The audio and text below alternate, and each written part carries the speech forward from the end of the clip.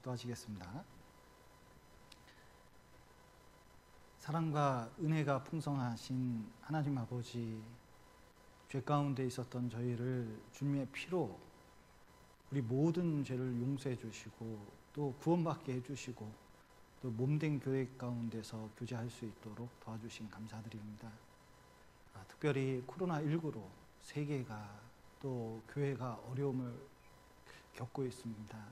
하나님께서 돌봐 주시고 이 속에서 우리가 신앙을 지키고 또 복음이 전해질 수 있도록 도와주시옵소서. 특별히 정읍교회 형제 자매님들 더욱 돌봐 주시고 또 신앙 잃지 않고 주님 바라보며 살아갈 수 있도록 도와주시옵소서. 늘 일상 가운데 역사해 주시고 또 하나님의 뜻을 알 수 있도록 도와주시옵소서. 또 오늘 오후에 모일 수 있도록 도와주신 감사드립니다. 더욱 은혜를 끼쳐주시고 또 우리가 주님의 뜻을 알아 행할 수 있도록 도와주시옵소서. 시종을 주님께 맡기며 예수님 이름으로 기도드렸습니다. 아멘. 로마서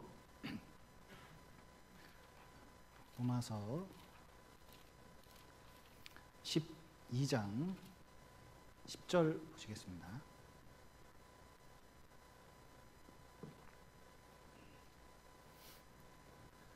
로마서 12장 10절 제가 천천히 읽어드리겠습니다. 형제를 사랑하여 서로 우애하고 그 다음 같이 읽겠습니다. 존경하기를 서로 먼저 하며. 다시 한번 인사드리겠습니다. 안녕하세요. 안녕하세요. 너무 이렇게 만나뵙게 돼서 너무 반갑고 또 코로나19로 해서 거의 근 석 달간 이렇게 못 뵙게 되었습니다.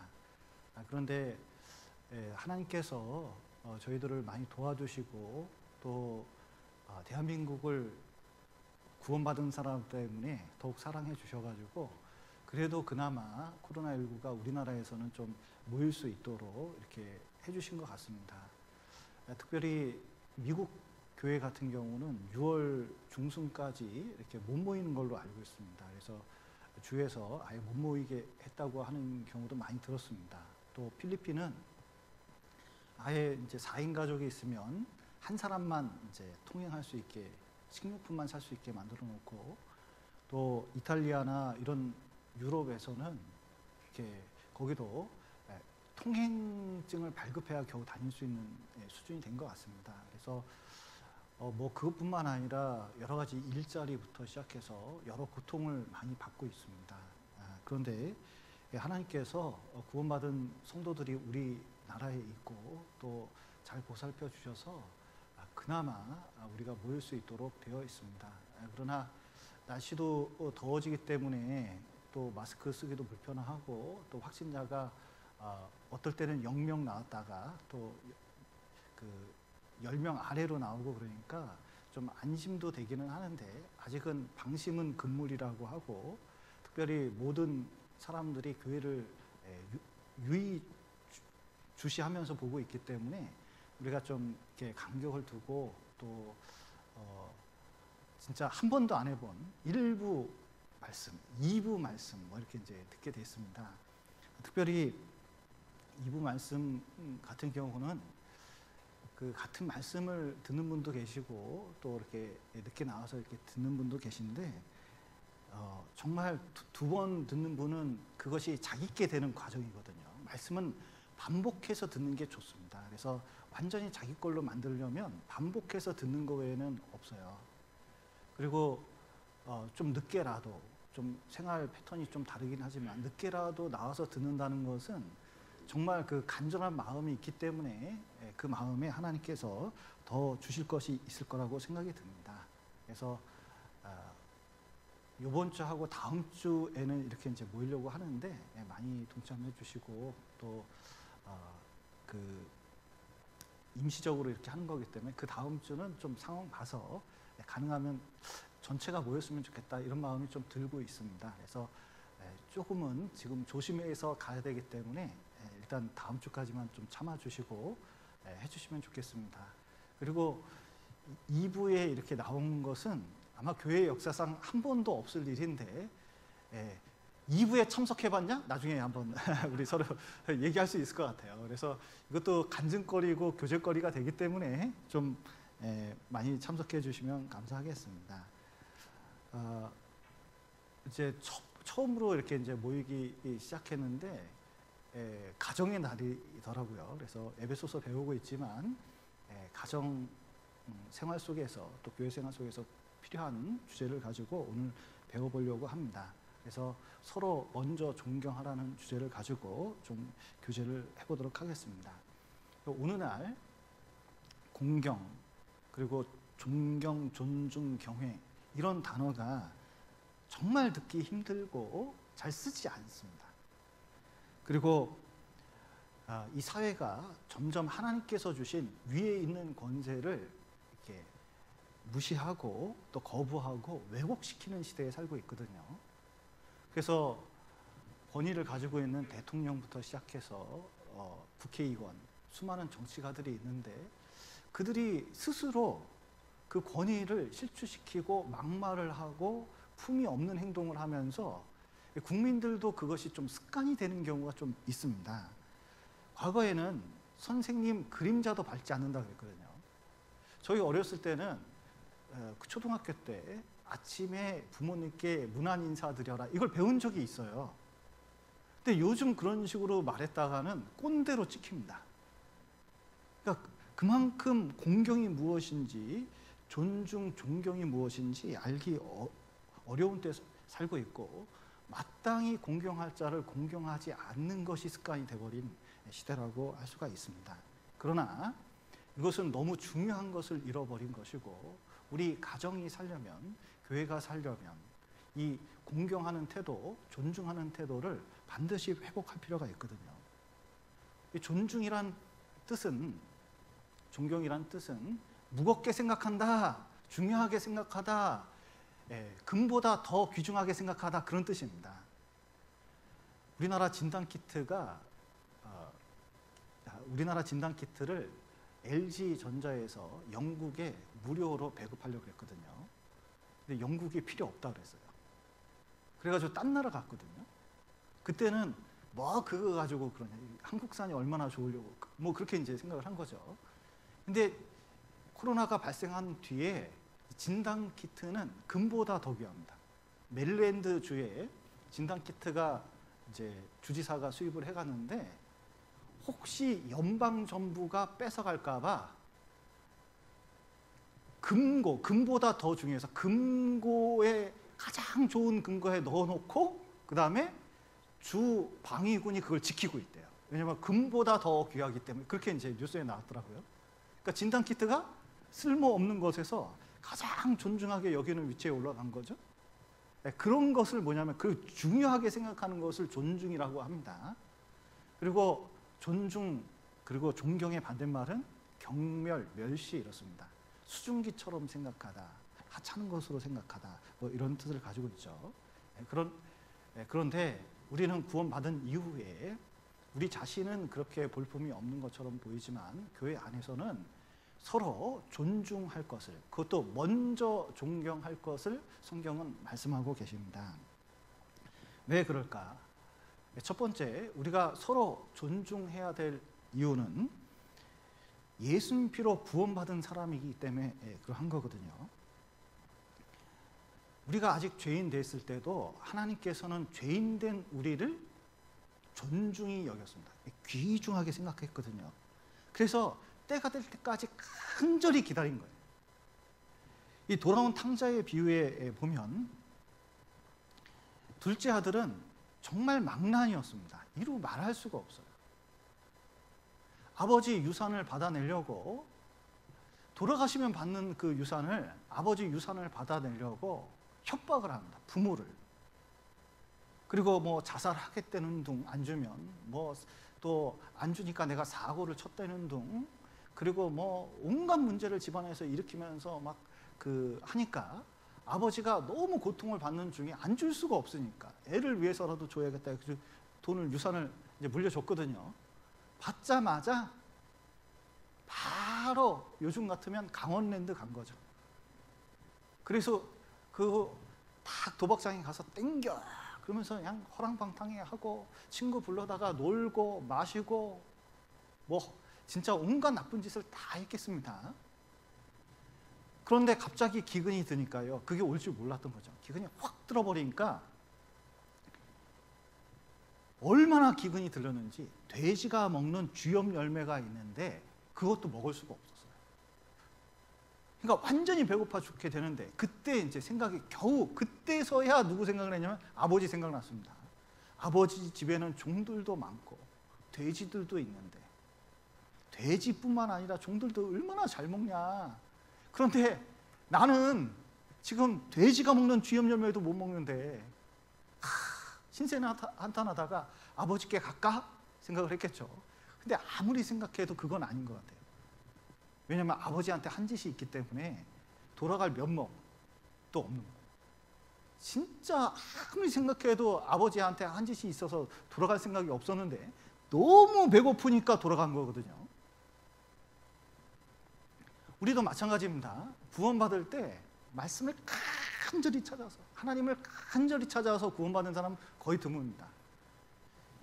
세상 가운데 살다가 부서지고 망가지고 하다가 어떤 분이 이끌어서 말씀 듣고 구원을 받는 거거든요. 이 탕자도 터벅터벅 겨우 이렇게 이제 집으로 찾아갔는데 아버지는 어떻게 하고 있냐면 마을 밖에서 아들을 언제 올지 모르는데 그 아들을 늘 기다렸습니다.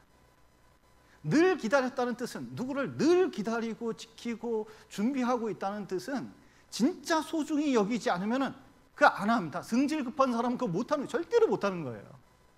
그리고 마음속에 자식을 버리면 절대로 기다리지 않습니다. 내놓은 자식이야 이렇게 생각할 수밖에 없죠. 그런데 늘 아버지가 자식을 기다린다는 뜻은 정말 그가 돌아오기를 간절히 원하고 그를 소중히 여긴다는 뜻이거든요. 그 죄와 상관없이 그 자체가 너무 귀하다는 뜻입니다. 그런데 하나님께서는 2000년 전에 예수님이 십자가에 못 박혀 죽으셨습니다. 우리 같은 죄인을 위해서 그렇게까지 죽을 수 있다는 것은 진짜 소중한 존재라는 거거든요. 그리고 우리의 모든 죄를 다 용서해 놨습니다. 그리고 용서해 놓고 우리가 이 말씀을 듣고 깨달을 때까지 얼마나 기다리는지 몰라요. 어떤 분은 막 주리를 틀어서 교통사고 나게 해서 암에 걸려서 말씀을 듣게끔 하는 것을 좋아할지 모르지만 하나님의 방식은 그게 아닙니다. 진짜 그를 소중히 여기고 존중히 여기기 때문에 정말 그가 권유받았을 때, 손을 내밀었을 때 듣기를 원하는 거거든요. 그리고 그 말씀을 듣고 딱 깨닫게 됩니다. 그러면 이 죄에서 뭐가 되냐면 의인 되는 거예요. 의인. 여러분, 이게 하나님께서 우리를 또 존중히 여기는 방법입니다. 추록이 아니죠. 이렇게 감옥에서 이제 나왔습니다. 나와서 어떤 분이 와가지고 저 방금 따끈따끈한 감옥 나온 사람이 이러면 좀 무섭잖아요. 가끔 교회에 이렇게 오신 분들이 있습니다. 그래서 뭐 껌 좀 사세요, 화장지 사세요, 뭐 이런 분이 계신데 어제 나왔어요. 그러면 얼마나 무서운지 아세요? 그런데 나오자마자 뭘 달아주냐면 별 5개 달아줍니다. 육군 참모총장 딱 시켜버리는 거예요. 그러면 저 사람을 감옥에서 출소한 좀 질 안 좋은 사람이라고 생각할까요? 저 사람은 보통 사람이 아니구나 이렇게 생각할까요? 보통 사람이 아니구나 이렇게 생각하거든요. 그러니까 그 사람을 존중히 여길 수 있도록 해준 거예요. 근데 우리가 죄인에서 의인 됐다 그런 것은 완전히 깨끗한 사람을 만들고 하나님 보시기에 가장 귀중한 사람으로 만든 거거든요. 또 놀라운 것은 우리를 하나님 자녀 삼았습니다. 이게 보통 일이 아니에요. 저희 아들이 어렸을 때 저보고 물었습니다. 아빠는 왜 삼성그룹 회장 아들이 아니야? 이렇게 묻더라고요. 그런데 여러분, 삼성그룹 회장 아들이 낫습니까? 하나님 아들이 낫습니까? 믿습니까? 이게 진짜로 그렇게 생각하시나요? 진짜 아무리 생각해도 하나님 아들이 난 거거든요. 그럼 보통 존귀한 자가 아닙니다. 누구 왕의 아들이다. 이거 보통 존귀한 사람이 아니잖아요. 하나님 아들이다. 보통 존귀한 사람이에요. 이게 보통 존귀하지 않으면 그렇게 만들 수가 없어요. 게다가 직분도 좋습니다. 왕 같은 제사장. 왕 같은 제사장은 하나님 앞에 지극히 거룩한 자라고 할 수가 있거든요. 우리의 신분이 그러한 겁니다. 우리를 존중히 여기지 않으면 절대로 그렇게 할 수가 없어요.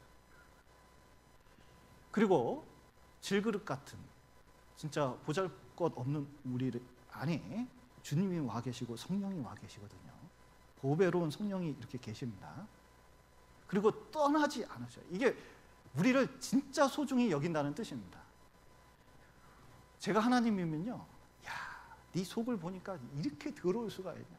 살아도 내가 여기 살 수 있겠냐. 야, 가끔 떠났다가 아유 좀 소재되면 또 들어오고 뭐 그럴 것 같은데, 아무리 힘들고 어렵고 나하고 안 맞아도 내 안에 계셔가지고 역사하려고 하시거든요. 그거는 진짜 나를 사랑하시는 거예요. 보통 나를 사랑하는 게 아니에요.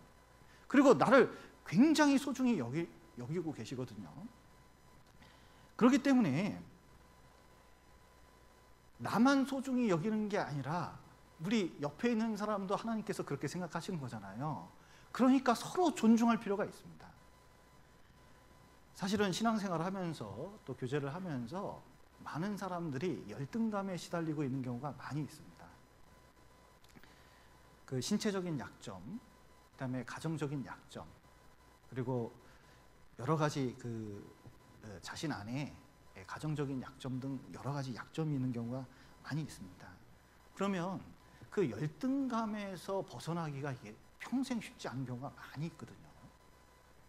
그런데 구원받은 사람은 어떻게 해서 자존감을 회복하고 열등감에서 벗어날 수 있느냐? 복음 안에서 가능한 거거든요. 이 신앙 안에서 가능한 겁니다. 정말 내가 하나님 자녀가 됐고 구원을 받았다 그러면 여기서 헤어날 수 있어요. 근데 구원받은 사람이 아직도 거기에서 못 벗어나는 경우도 종종 있습니다. 이제 뭐 실제 일어난 사건은 아닙니다. 제가 만든 예화니까 그렇게 이해를 해주셔요. 이게 말씀이 딱 끝나면 그 전도인이 좀 바쁜 경우가 많이 있습니다. 신방을 가는 경우도 있거든요. 근데 신방을 가는데 이제 여러 사람이 이렇게 가게 되는 경우, 서로 자기 차 타라고 하는 경우가 종종 있습니다. 근데 저분하고 내가 교제할 일이 있어가지고 탈까 그렇게 했거든요. 근데 어떤 분이 내 차 타재요. 근데 제가 좀 교제할 게 있어서 딱 그랬더니, 만약에 이렇게 했다고 생각을 해보죠. 내 차는 트럭이라 싫어요? 만약에 이제 이렇게 하면요, 그 차 타야 돼. 무조건 그 차 타야 된다. 그러긴 한데 진짜 중요한 교제인데 그 못하는 경우가 종종 있거든요. 근데 생각을 해보면 나는 한 번도 그분 트럭을 불만을 가진 적도 없고 비하한 적도 없는데, 그분은 만약에 그렇게 말씀하셨다 그러면 왜 그런 말씀을 하게 됐을까? 이런 경우도 있을 수 있거든요.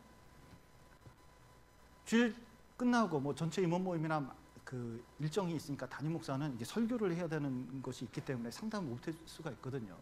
그럼 전체 임원 모임 때 잠깐 설교하고 내가 상담해 드리겠습니다. 식사하고 상담하시죠.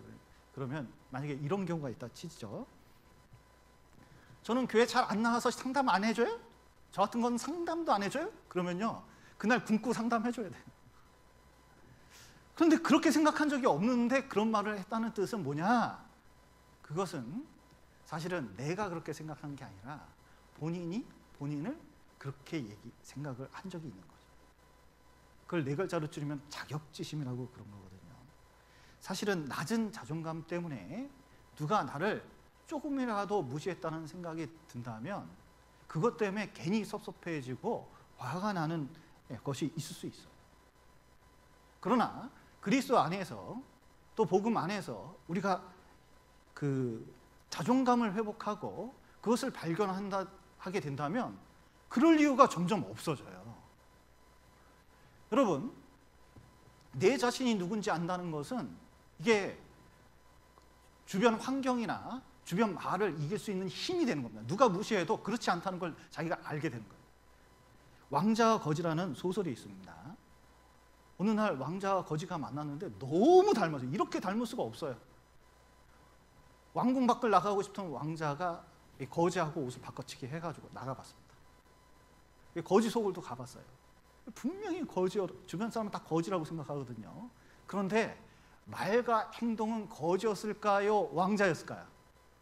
왕자였거든요. 그 소설 잘 보세요. 얼마나 이게 자존감을 딱 세우는지 몰라요.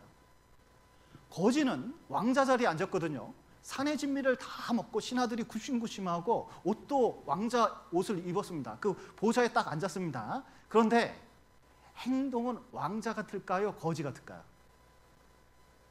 거지 같아서 그거 드러날까 봐 말을 안 하거든요.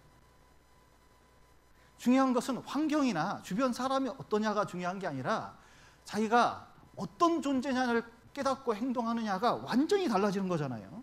여러분, 우리의 자존감은 어떻게 해서, 우리의 존중감은 어디서 회복되느냐? 복음 안에서 회복이 되는 겁니다. 그러면 다른 사람의 평가보다도 진짜 나의 진정한 가치를 깨닫게 되기 때문에 그 가치에 맞춰서 살게 되는 거예요. 여러분, 우리나라 청소년들 보면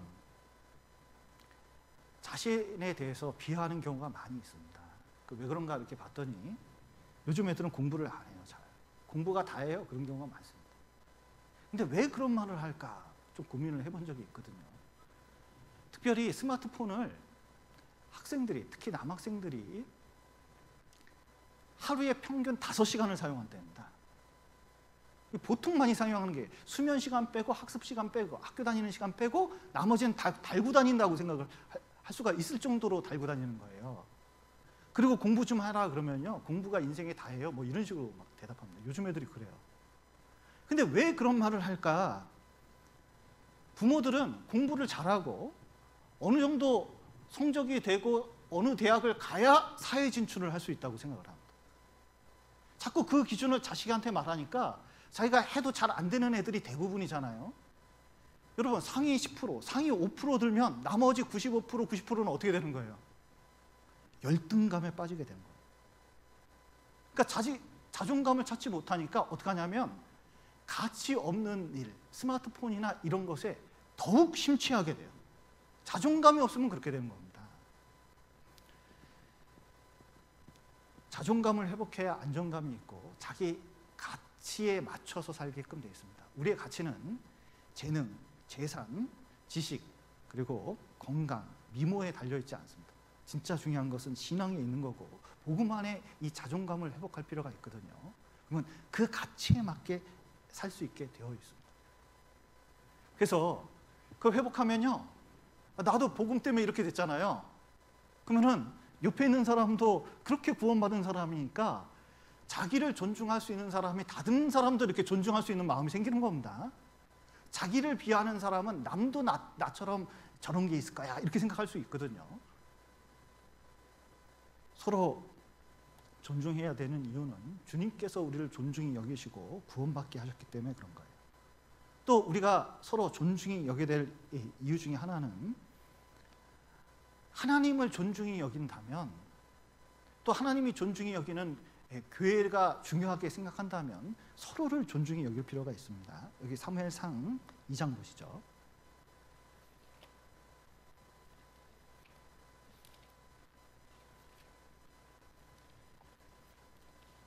2장 30절, 구약성경 411페이지입니다. 사무엘상 2장 30절. 그러므로 이스라엘의 하나님 나 여호와가 말하노라. 내가 전에 내 집과 내 조상의 집이 내 앞에 영영히 행하리라 하였으나 이제 나 여호와가 말하노니 결단코 그렇게 아니하리라. 나를 존중히 여기는 자를 내가 존중히 여기고 나를 멸시하는 자를 내가 격렬히 여기리라. 여기 엘리 대제사장 가정에 대해서 말씀하는 건데 이 멸망할 것을 말씀하고 있습니다.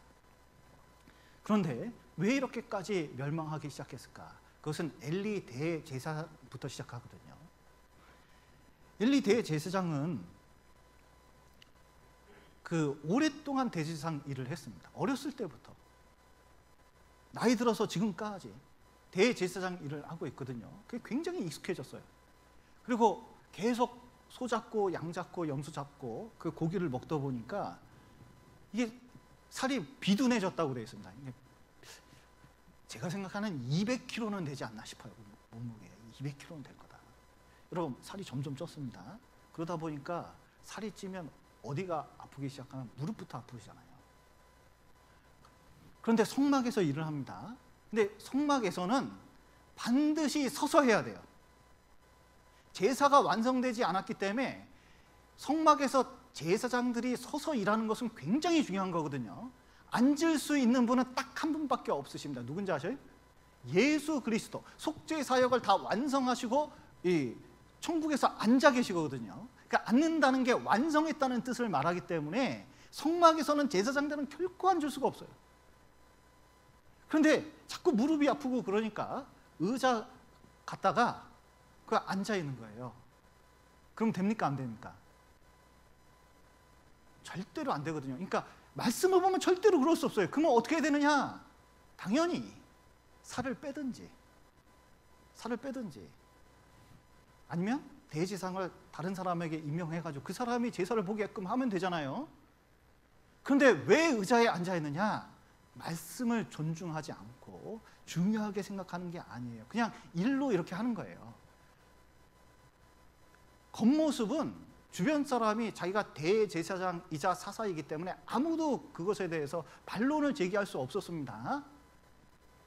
그러나 내부적으로는 망가지기 시작합니다. 내부적으로 망가지기 시작할 때 누가 제일 먼저 아느냐? 자기 양심이 알고 또 자기 주변 가족들이 알아요.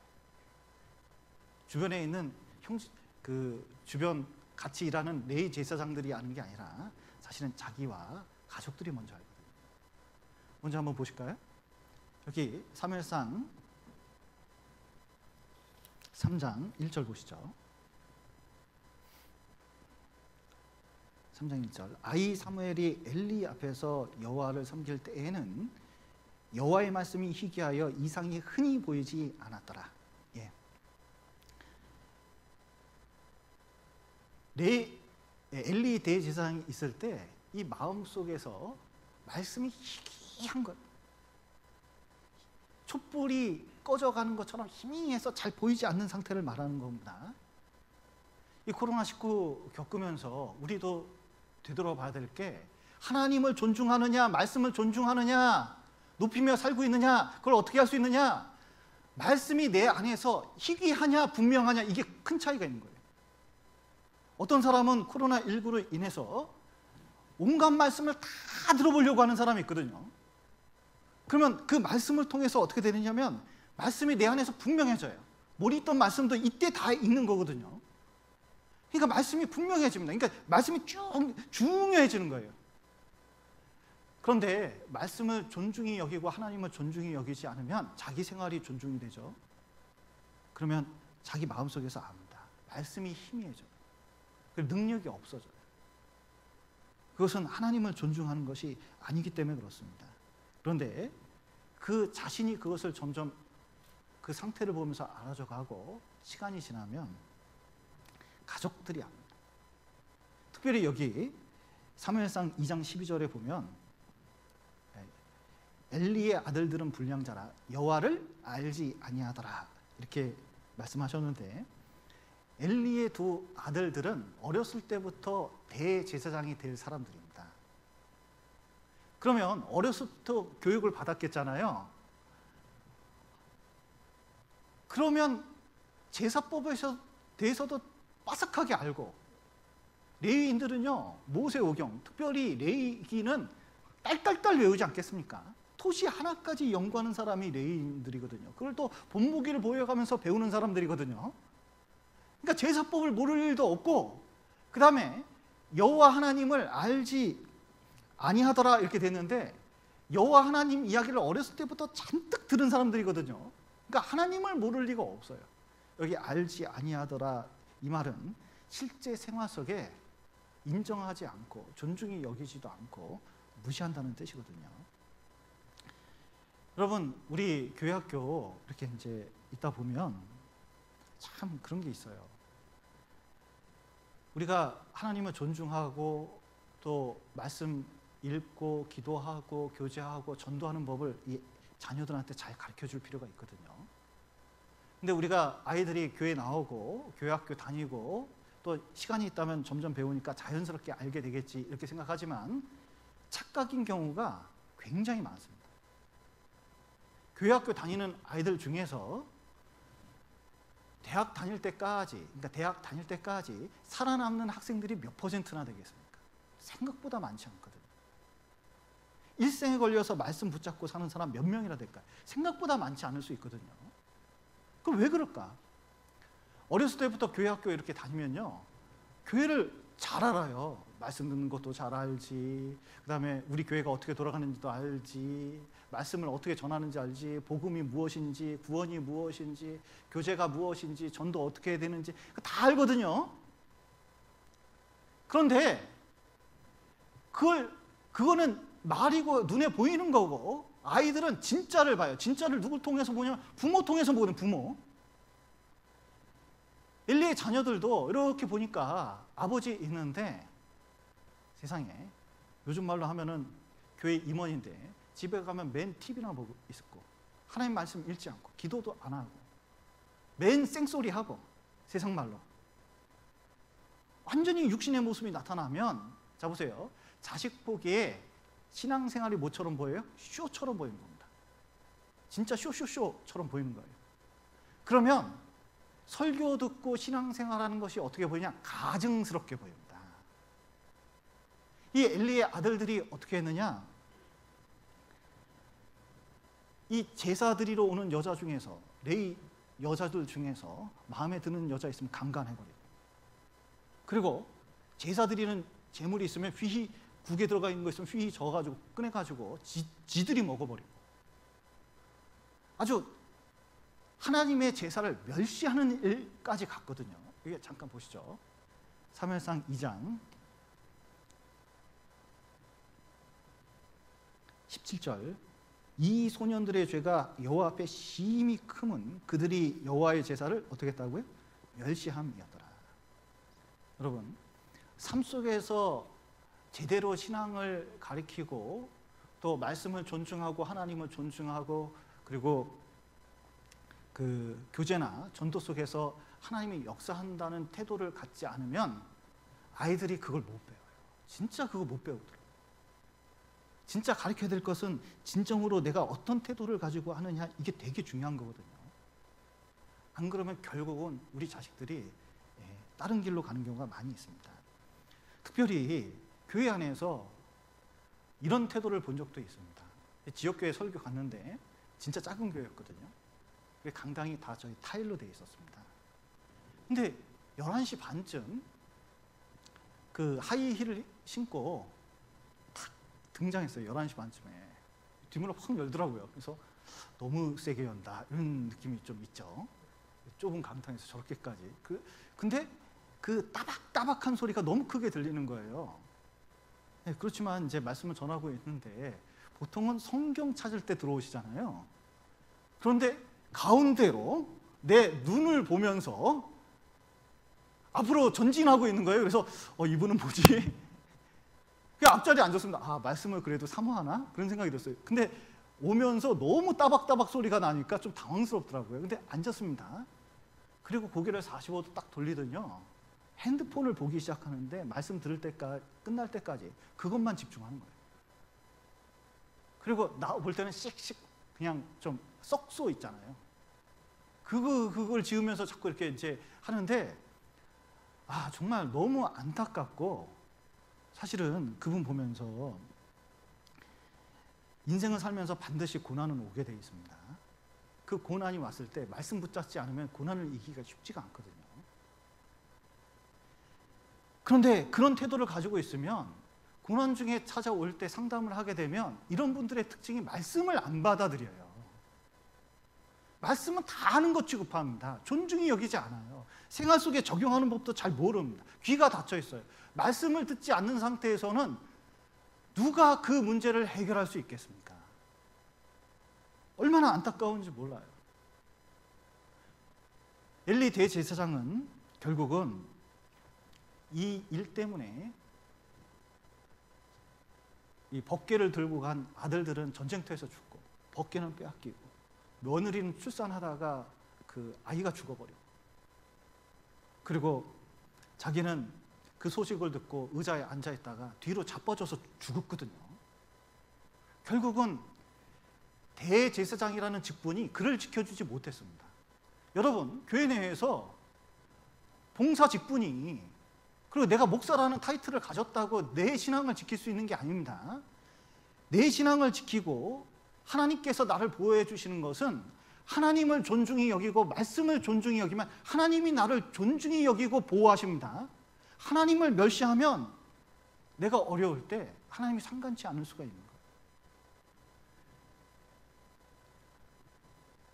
나중에 어리지만 하나님을 존중하는 사무엘을 세워가지고 하나님의 역사를 일으켰습니다. 여러분, 하나님을 진정으로 존중하는 마음이 있다면 진짜 하나님이 가장 존중히 여기는 교회를 존중히 여기지 않을 수가 없어요. 우리가 때로는 교회를 너무 잘 알기 때문에 쉽게 생각하는 경우가 있을 수 있습니다. 교회에 대해서 함부로 하는 게 아니에요. 사실은 그렇습니다. 이 고린도전서 3장을 한번 보시죠.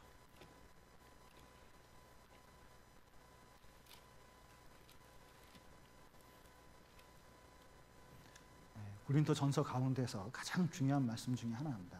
고린도전서 3장 16절, 3장 16절, 17절을 제가 읽겠습니다. 너희가 하나님의 성전인 것과 하나님의 성령이 너희 안에 거하시는 것을 알지 못하느뇨? 누구든지 하나님의 성전을 더럽히면 하나님이 그 사람을 멸하시리라. 하나님의 성전은 거룩하니 너희도 그러하니라. 이 하나님의 교회 성전이 얼마나 중요한지 모른다. 그 가운데 주님이 계시다. 그러니 그곳이 거룩한 것이고 거기가 가장 중요한 것이기 때문에 우리도 어떻게 해야 되냐? 그걸 귀하게 생각할 필요가 있다는 거예요. 거룩하게 여긴다는 건 그 진짜 귀하게 생각하는 거거든요. 그러니까 함부로 행동할 수 없다는 거예요. 심지어 교회의 문제를 일으킨 것이 얼마나 중요한 문제인지 다른 어떤 특별한 죄보다 심각한 죄라고 성경은 말씀하고 계시거든요.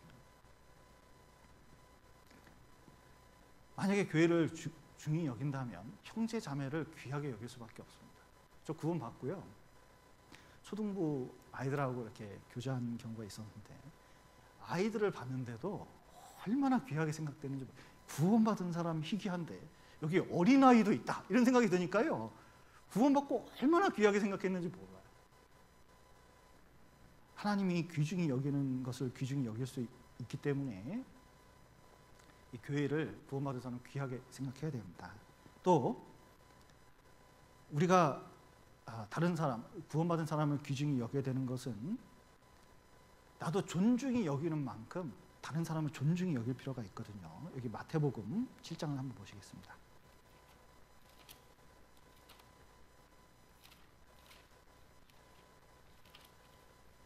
여기 황금률, 동서고금을 물론 하고 모든 사람이 다 지켜야 되고 알 수 있는 하나님께서 지키신 말씀, 그 사람에게 준 말씀이 있습니다. 여기 마태복음 7장 12절입니다. 그러므로 무엇이든지 남에게 대접을 받고자 하는 대로 너희도 남을 대접하라. 이것이 율법이요 선지자니라.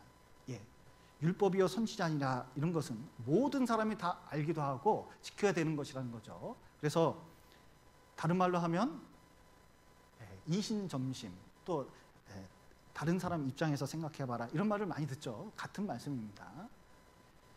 그런데 우리에게는 이런 마음이 있습니다. 남에게 존중받고 싶고 이해받고 싶고 또 격려받고 싶고 인정받고 싶고 사랑받고 싶은, 또 잘못을 했을 때는 용서받고 싶은 마음이 있습니다. 누구에게나 그런 마음이 있는 거예요.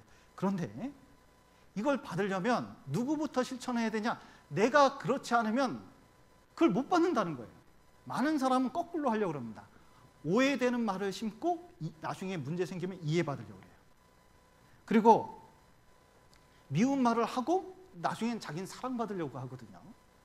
그리고 비판을 심고 자기는 칭찬을 받으려고 하는 경우가 너무나 많이 있습니다.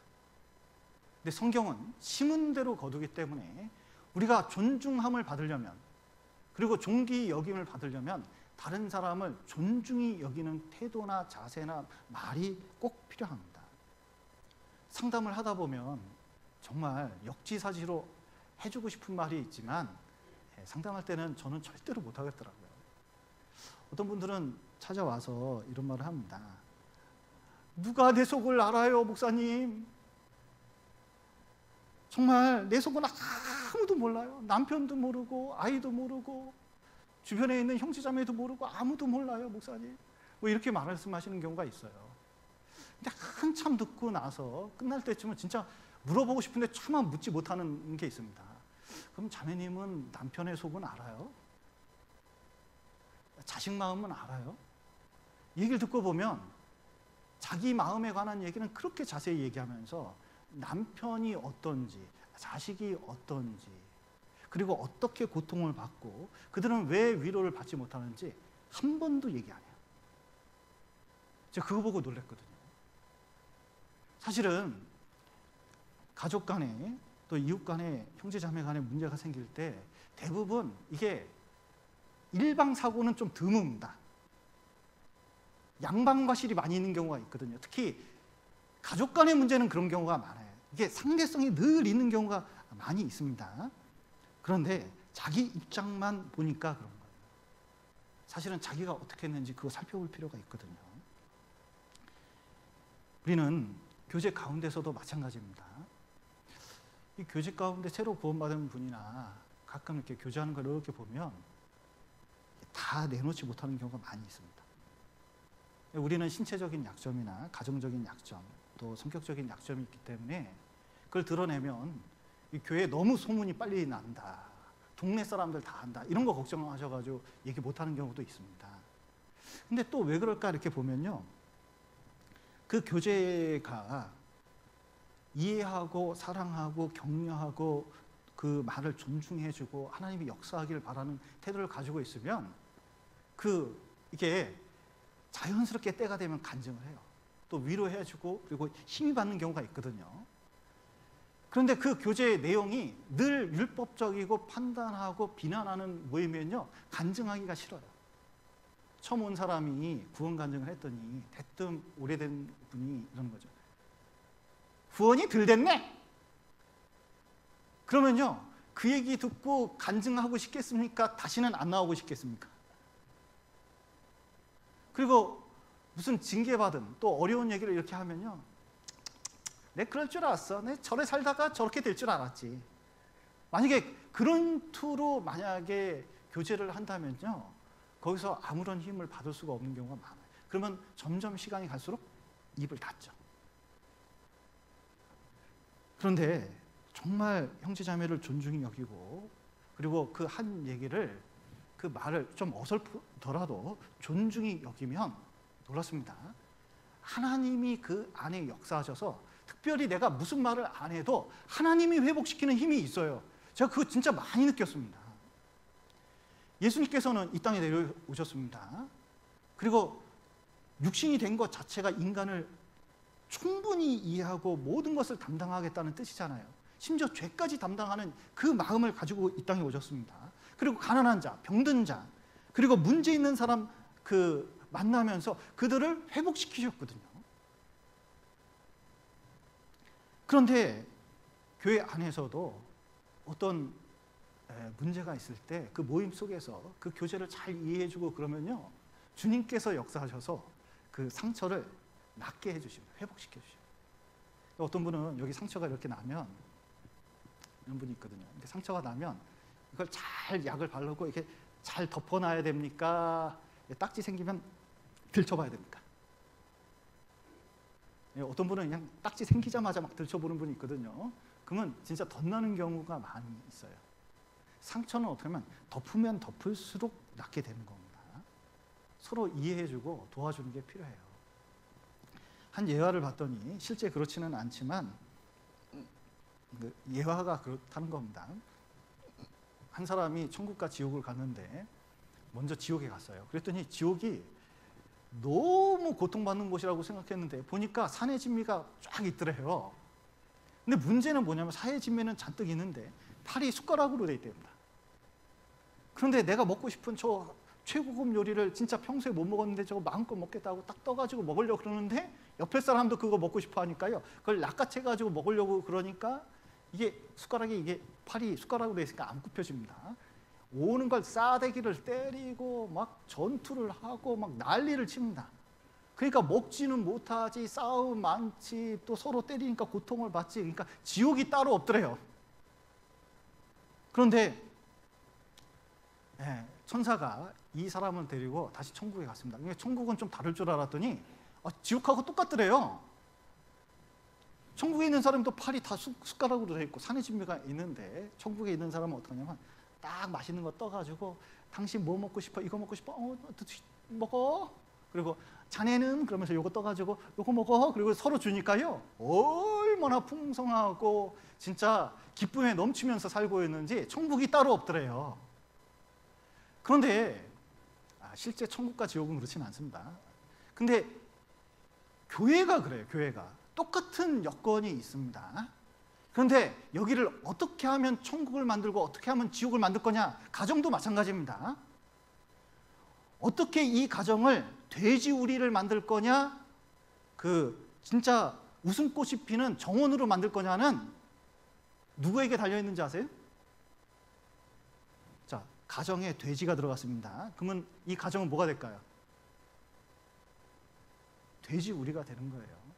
정원사가 들어가면은 정말 아름다운 곳이 되는 것처럼 그 가정 안에서 내가 어떤 태도, 어떤 자세를 갖느냐, 교회 안에서도 어떤 태도, 어떤 자세를 갖느냐, 존중하는 태도를 갖느냐, 비판하고 멸시하는 태도를 갖느냐에 따라서 완전히 달라져요.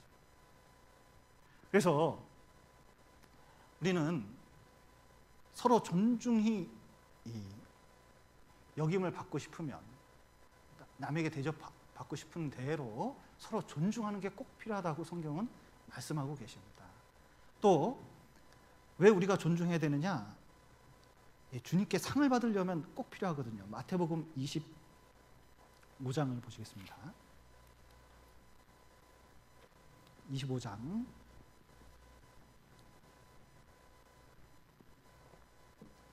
34절입니다.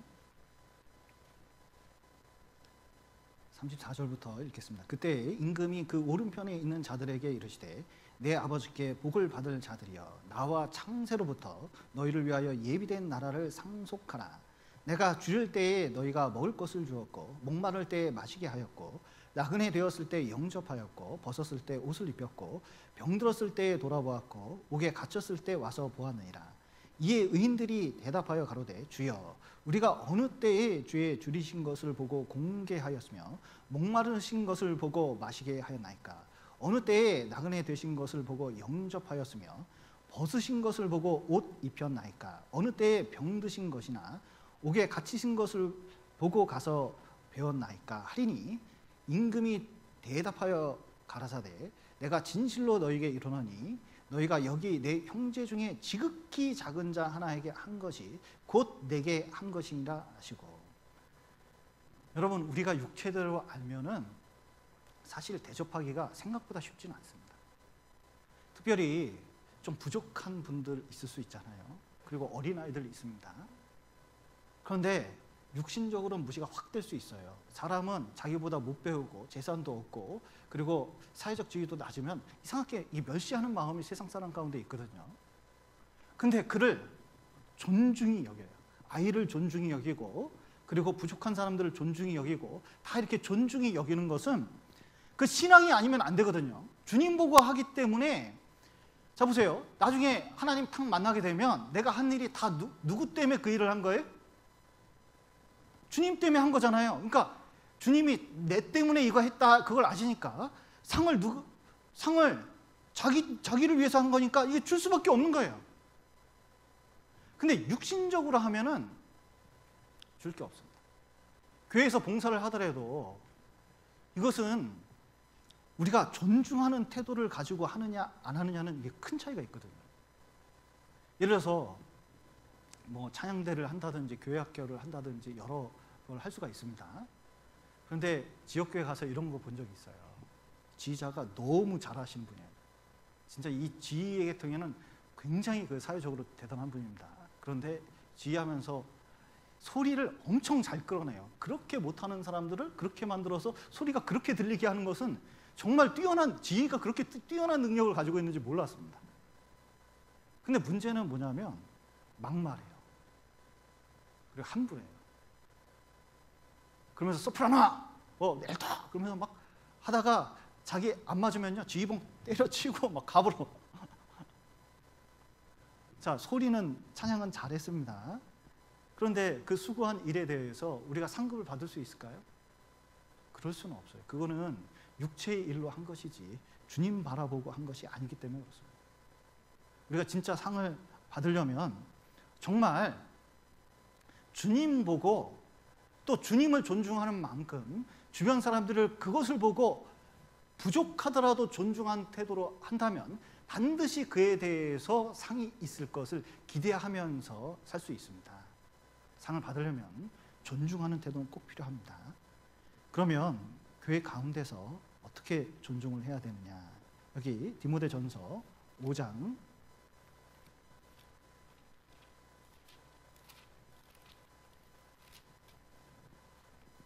17절 보시겠습니다.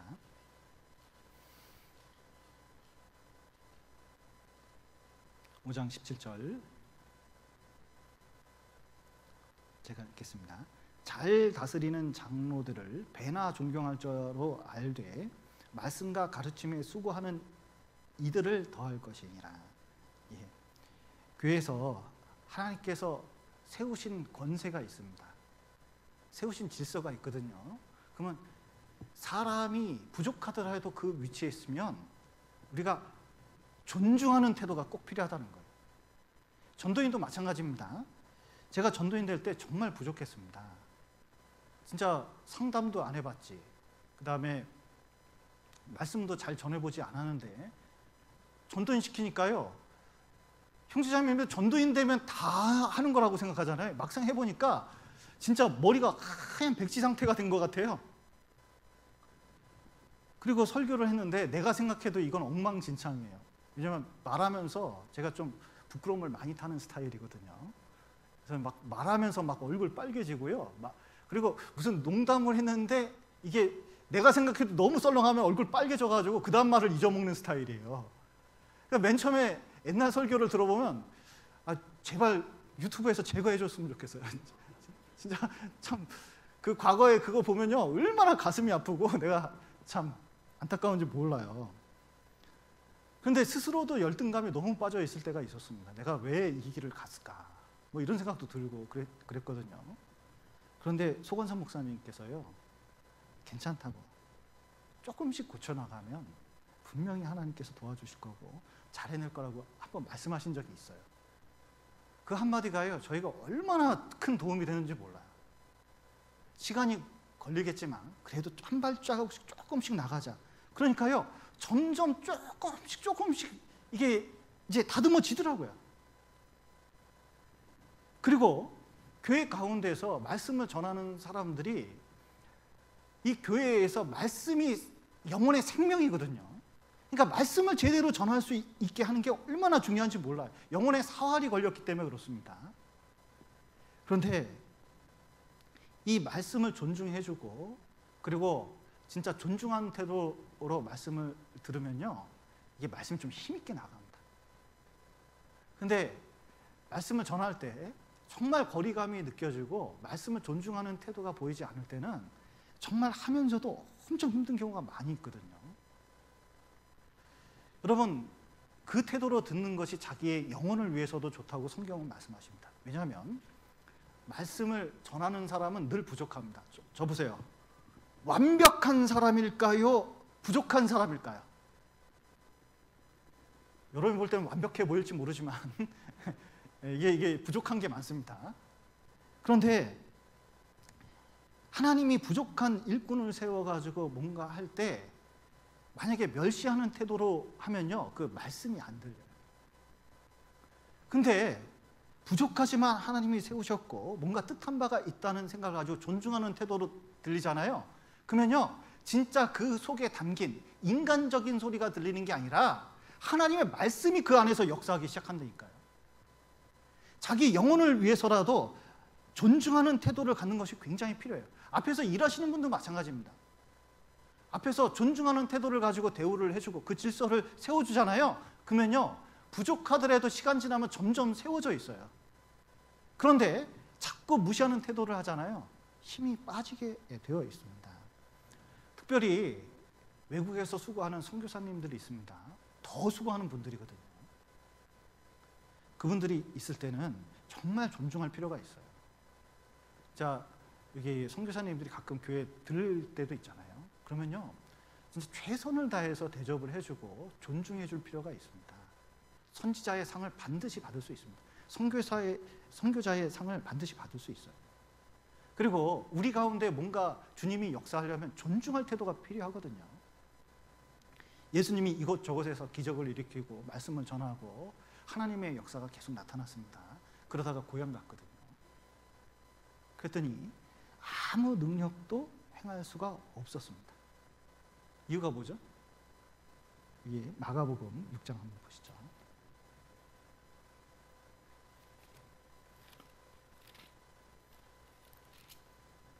마가복음 6장 4절.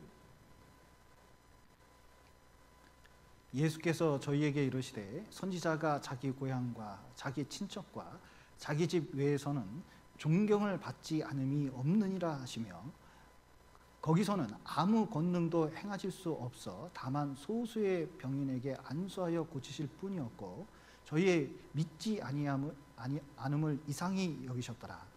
이에 모든 촌에 두루다니시며 가르치시더라. 예. 예수님은 하나님의 능력 그 자체이십니다.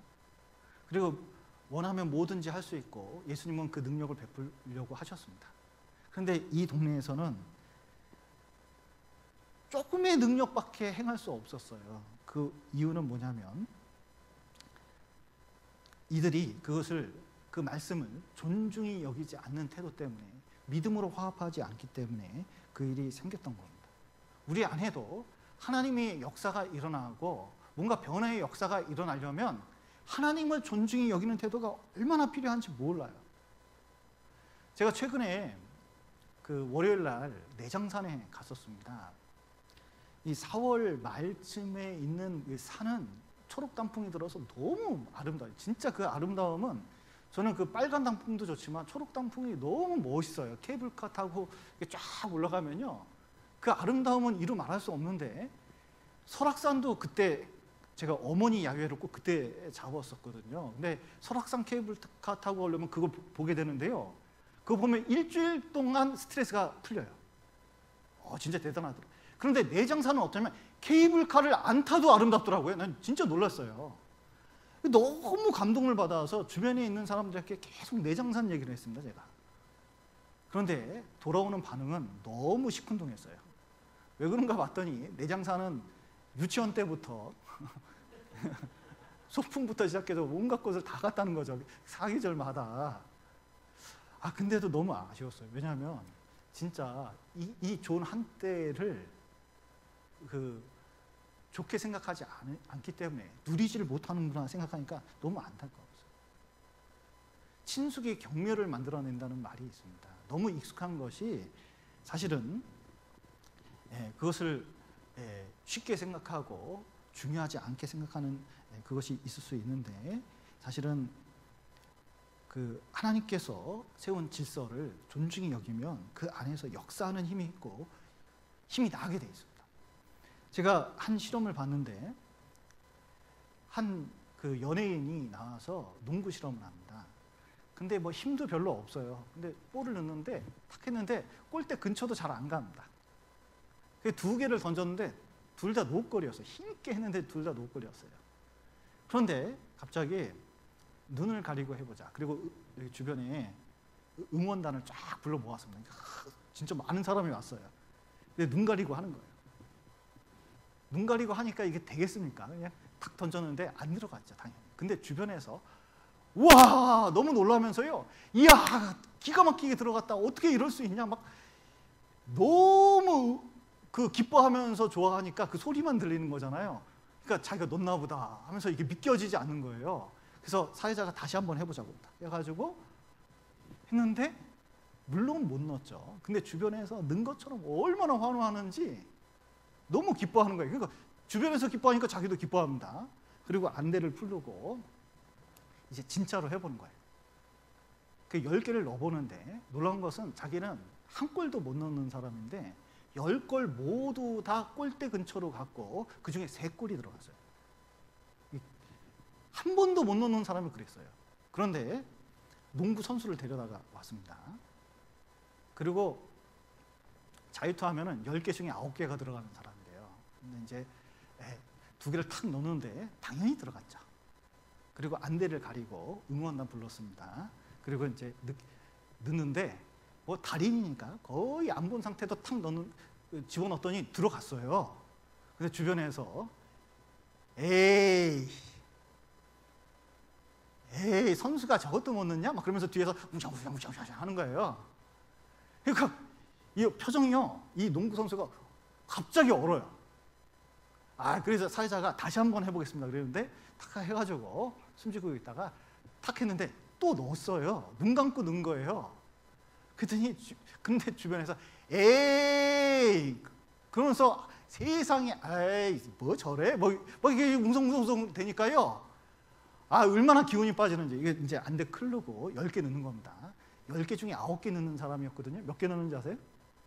5개. 힘이 안 나는 거예요. 여러분, 격려하고 또 존중히 여기고 그리고 힘을 불어넣을 때 힘이 나게 되어 있습니다. 하나님은 우리에게 율법적인 분이 아니에요. 우리를 구원하신 분입니다. 하나님이 힘 주시는 분입니다. 두려워 말라. 내가 너를 구속하였고 내가 너를 지명하여 불렀으니 너는 내 것이라. 물 가운데 지날 때에도 내가 함께 할 거고 강을 건널 때도 함께 할 거고 그리고 불 가운데 행할 때도 타지 않을 것이고 불꽃으로 너를 사르지 못할 것이다. 모세에게 적과 꿀이 흐르는 땅에 들어갈 때까지 내가 함께 하겠다고 했거든요. 꼭 가게 될 거라고 말씀하신 것처럼 우리는 반드시 천국 갈 거고 우리가 늘 동행할 겁니다. 하나님은 늘 응원하시는 분이에요. 그런데 우리가 잘못 메시지를 전달받으면 맨날 뭐라 하시는 분으로 오해할 수 있거든요. 그런 게 아니에요. 그래서 그 하나님이 우리를 응원하고 존중히 여기는 것을 알면 하나님께서 세우신 질서를 존중히 여기고 귀하게 생각하고 높여줄 필요가 있어요. 또 성경에 소자가 있거든요. 작은 사람이라도 무시하면 안 됩니다. 여기 마태복음 18장 보시죠. 마태복음 18장 10절입니다.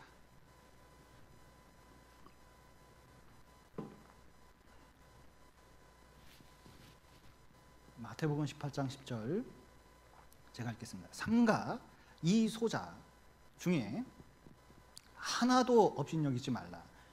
너희에게 말하노니 저희 천사들이 하늘에 계신 내 아버지의 얼굴을 항상 배옵느니라. 교회 가운데서 정말 안타까운 것 중에 하나가 그 소자, 그러니까 어린아이들을 무시하는 경우가 종종 있을 수 있습니다. 여러분, 어린이날이 이번 주에 있잖아요. 그러니까 어린이라는 말이 높임말이잖아요. 어린이를 무시하지 말라고, 존중해달라고. 왜? 인격이기 때문에 그렇습니다. 잘못 말 한마디가 어린 마음에 상처를 줘가지고 평생 남는 경우가 얼마나 많은지 몰라요. 이상하게 그건 지워지지가 않아요. 근데 그게 인격 형성에 얼마나 지대한 영향을 준지 몰라요. 그런데 교회 내에 있는 구원받은 사람들이 어린아이를 무시하는 경우가 있거든요. 머리를 뭐 이렇게 깎았어? 바가지냐? 뭐 이렇게 얘기하는 경우도 제가 본 적이 있고, 심지어 욕 비슷한 얘기를 한 것도 들어본 적이 있어요. 아이한테. 차라리 부모한테 얘기해서 싸움을 하든지, 힘없는 아이하고 그런 경우를 봤는데 그 들으면서요 얼마나 화가 났는지 몰라요. 왜 아이한테 이렇게 할까? 사실은 그것은 그 앞에 하나님 보낸 천사가 있고 또 항상 하나님 얼굴을 배우는 그를 무시한 결과라고 할 수가 있거든요. 여러분, 이 교회 내에서 가끔 있다 보면요 어른들에게 이런 말 듣는 경우가 있어요. 그 아이들이 인사를 안 한다고. 여러분, 아이들이 인사를 이렇게 하면 좋겠습니까? 다 이렇게 하면서 아이고 어르신, 그 몸이 괜찮으신지요? 안녕하십니까? 이러면 어린애 같은가요? 뭔가 이상한가요? 이게 이상한 거예요. 어린애는 어린애일 뿐 겁니다. 사실은 어린애이기 때문에 그 모습이 좋은 것도 있는 거거든요. 근데 인사에 딱 걸려가지고 그 자꾸 문제 삼는 경우가 있어요. 그런데 인사를 가르치려면 다른 방법이 없습니다. 사실은 내가 먼저 인사하면 돼요. 진짜 반갑게 인사하고 기쁘게 인사해주면 그 아이들도 나중에 그걸 배우기 시작합니다. 그리고 알만할 때 교육하면 되는 거거든요. 그래서 우리는 작든 크든 이게 존중이 여기는 태도가 분명히 필요합니다. 이 교회 내에 질서가 있는데 그 질서 안에서 서로 존중하는 방법은 그 질서가 위에 있든 아래에 있든 어떻게 해서든 존중하는 태도를 가지고 만나면 돼요. 특별히 성경 안에서 가정 내에 가장 필요한 이 덕목 중에 하나가 서로 존중하는 겁니다. 여기 에베소서 교회 안에서 어떻게 서로 존중하는지 가정으로 예를 드시거든요. 에베소서 5장입니다. 5장 33절 보시겠습니다. 33절 그러나 너희도 각각 자기의 아내 사랑하기를 자기같이 하고 아내도 그 남편을 어떻게 하라고요? 경외하라. 자, 남편을 경외하는 게 어떻게 나타나느냐? 여기 21절 보시겠습니다. 그리스도를 경외함으로 피차 복종하라. 아내들이여 자기 남편에게 복종하기를 죽게 하듯 하라. 자, 아내는 남편을 존중하고 순종하라고 말씀하고 있습니다. 그런데 오늘 집에 가셔서 여기 자매님들이 남편을 봤습니다. 그러면은 순종할 만한가요? 존경할 만한가요? 안 순종하고 싶고 안 존경하고 싶겠습니까? 대답할 필요는 없습니다. 그런데 하나님께서 이렇게 말씀하신 것은 다 이유가 있어요. 하나님이 그 질서를 만들어 놨거든요. 그 질서를 존중하는 태도로 존중하면 하나님이 역사하겠다는 뜻입니다. 남편은 세상 가운데서 많은 상처를 받고 삽니다. 이 사회는 질서가 있거든요. 그렇기 때문에 그 안에서 순종을 배우면서 살아갈 수밖에 없어요. 순종을 거기서 배웁니다. 근데 집에서 만약에 살림살이 하는 가정주부가 있다면 이분은 순종 배울 수 있는 기회가 많지가 않아요. 그래서 하나님께서 좀 부족하지만, 자 보세요. 비서가 머리가 좋을까요? 사장이 머리가 좋을까요? 대기업에서 비서가 머리가 좋을까요? 사장이 머리가 좋을까요? 잘 모르신가 본데 보통 비서가 머리가 좋습니다. 자, 가정 안에서도 여자가 이 머리가 좋을까요? 남편이 머리가 좋을까요? 대부분 여자들이 대부분 알고 있거든요. 그런데 너무 많이 알다 보니까 이게 무시로 가는 경우가 있어요. 특히 일을 하다 보면 더 그런 경우가 많아요. 그런데 이 세상에서 상처받고 온 그 남편을 가정에 돌아올 때 기다렸다는 듯이 더 상처를 줘서 진짜 총상을 맞고 온 전우를 마지막에 확인 사살하듯이 상처를 주는 경우가 종종 있을 수 있습니다. 그런데 그러지 말고 진짜 신앙을 가지고 있다면, 믿음을 가지고 있다면 그 믿음 때문에, 하나님이 주신 질서 때문에 존중하라는 거예요. 그리고 가능하면 순종, 그러니까 신앙에서 벗어나지만 순종하라고 성경은 말씀하고 계시거든요. 그 대표적인 예가 사라입니다. 이게 베드로전서, 하나님께서 대표적인 예를 보여주십니다. 베드로전서 3장입니다. 3장 5절.